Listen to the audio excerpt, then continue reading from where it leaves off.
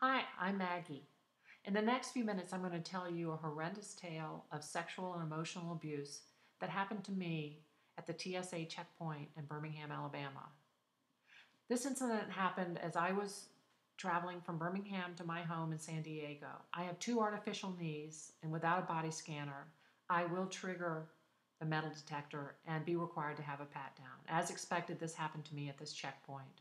The female assist began her pat down, was extremely invasive with her hand pressure between my thighs, between my legs, on my female body parts, on both the front and the back side. After this, she turns to me and tells me I can leave after the glove test passes. Minutes go by, a second agent comes to me and informs me the first agent found a protrusion and abnormality between my legs on the left side. I'm shocked. I'm humiliated. I don't know what to say. And so I blurt out, I don't have a penis.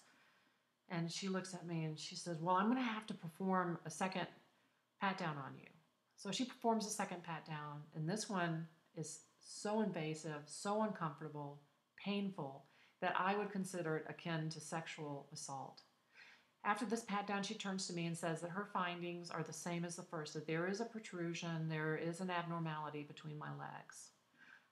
I'm a normal female, 58-year-old female.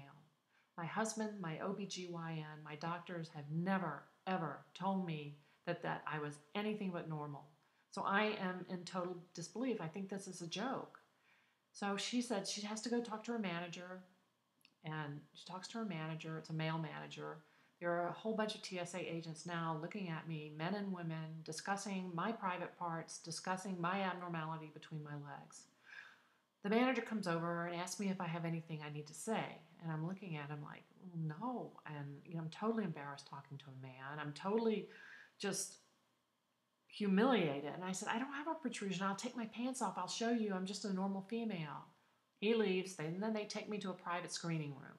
In the private screening room, at least 3 or 4 TS agents walk in. And at this point, I'm shaking, I'm crying, I'm humiliated, I'm feeling sexually assaulted.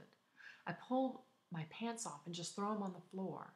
And these women look at me like shocked. And I'm standing there and I spread my legs, and from the waist down, all I have on are a pair of cotton underwear. And I point at my crotch and I tell them, I said, do you see anything abnormal here? Do you see a protrusion? And they look and they say, ma'am, put your pants back on. This is unnecessary. Then the third screener comes up to me and she performs the third screening. Very thorough, very efficient, but she does touch every private part between my leg. And she turns to the women in the room and she says, this screening is normal. There is nothing abnormal. There's no growth. There's nothing on the left side. And I'm like, of course there's not. I just want to get out of here. I just want to wake up from this nightmare. And at that point, the second TSA screener comes in who screened me, and she has a wand in her hand, and she hands it to this screener who found nothing and says, you wand her crotch.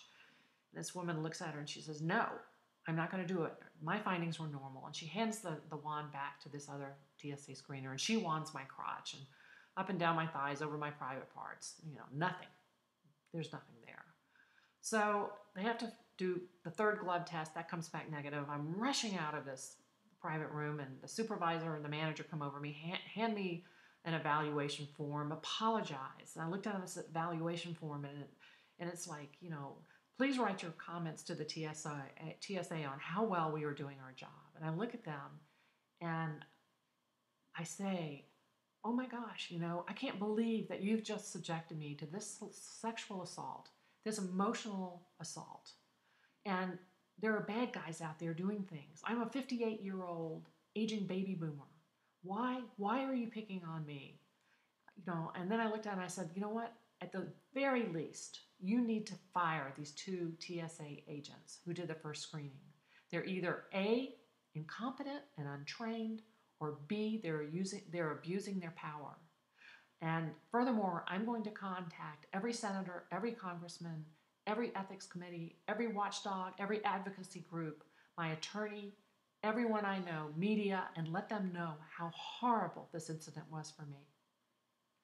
It's been about 3 days since this happened, and in retrospect, I'm thinking about it. I'm still humiliated. I still, get upset. I still cry thinking about the sexual abuse and how these strangers could put their hands all over me and say the things about my anatomy that they said. And I want to get this story out. Please, please have your friends, your coworkers, your family, your loved ones see this. Please let them see the egregious abuse of power that the TSA has been using on just everyday passengers like me. I don't want this to happen to any woman, man, or child like what happened to me. And I just think this needs to be stopped. You know, our country is a country of great civil liberties. Our country is a country of great people. And why the TSA is allowed to emotionally and sexually abuse passengers, I don't get it.